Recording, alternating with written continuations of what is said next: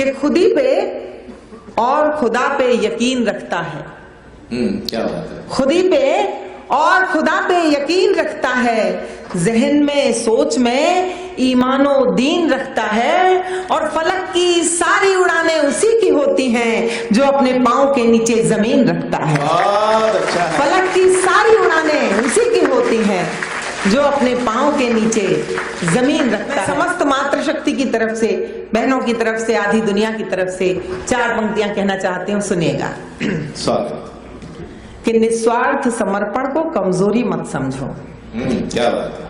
महिलाओं की तरफ से कह रही हूं, निस्वार्थ समर्पण को कमजोरी मत समझो, मन के रिश्ते को कच्ची डोरी मत समझो, तुम पढ़ न सके ये कमी तुम्हारी अपनी है, मेरे मन की किताब को कोरी मत समझो। बहुत अच्छा है। वाह। तुम पढ़ न सके ये कमी तुम्हारी अपनी है, मेरे मन की किताब को कोरी मत समझो।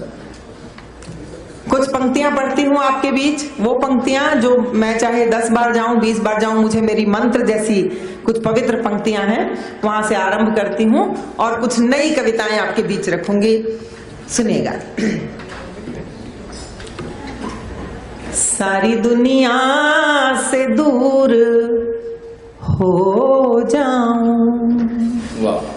सारी दुनिया से दूर हो जाऊं, तेरी आंखों का नूर हो जाऊं, तेरी राधा बनूं बनूं ना बनूं, तेरी मीरा जरूर हो जाऊं, तेरी मीरा जरूर हो जाऊं।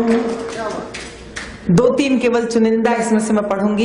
एक सुनिएगा, प्रेम की पराकाष्ठा क्या हो सकती है। प्रेम पर बहुत बात हुई, मैं तो खैर प्रेम को आज तक समझ नहीं पाई साहब। जो समझा वो इतना था कि है कभी पीड़ा कभी आनंद है। क्या बात है। वाह। है कभी पीड़ा कभी आनंद है, प्राण से यह प्राण का अनुबंध है, और देह कैसे गा सकेगी प्रेम को, प्रेम केवल आत्मा का छंद है। बहुत अच्छा। प्रेम केवल आत्मा का छंद है। तो प्रेम की पराकाष्ठा, प्रेम की सीमा क्या हो सकती है, सुनिएगा।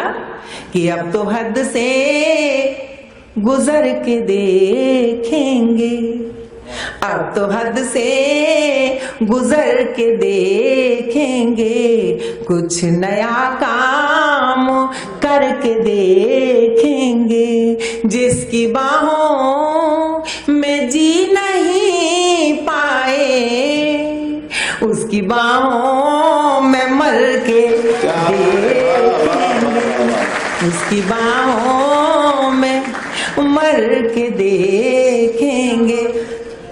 बहुत मन से आप सुन रहे हैं तो 4 पंक्तियां मुझे हमारी कुछ बहनों को कुछ याद आ गया, शायद कोई बात नहीं, ऐसा होता है कि मैं प्रेम की पंक्तियां पढ़ती हूँ, एक दूसरे की ओर इशारा करके बता रही हैं, कुछ समझाने की कोशिश कर रही हैं। क्या करूं बहन, मुझे कभी समय नहीं मिला कि मैं इशारों की भाषा भी समझ पाती।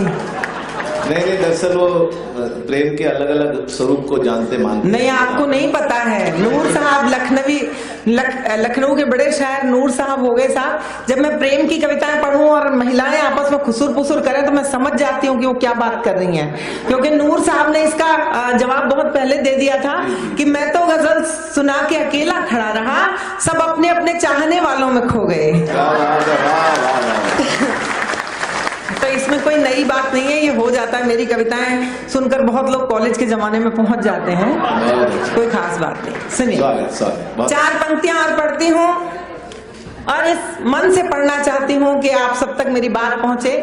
मैंने कभी कहा था कि मुझसे मिल फिर कहीं गौरव होता है मुझे कि मैं उस भारत की माटी से हूँ जहाँ की स्त्री ये बात शायद कह सकती है जो मैं कहने जा रही हूँ, कि मुझसे मिलकर कोई मेरी बेखुदी से डर गया। क्या बात है। वाह। मुझसे मिलकर कोई मेरी बेखुदी से डर गया, वो अंधेरे में जिया था रोशनी से डर गया। क्या बात है। वाह वाह। वो अंधेरे में जिया था रोशनी से डर गया, और उसके ज़हनो दिल पे काबिज थी हवस की आंधियां, उसके ज़हनो दिल पे काबिज थी हवस की आंधियां, पास आया तो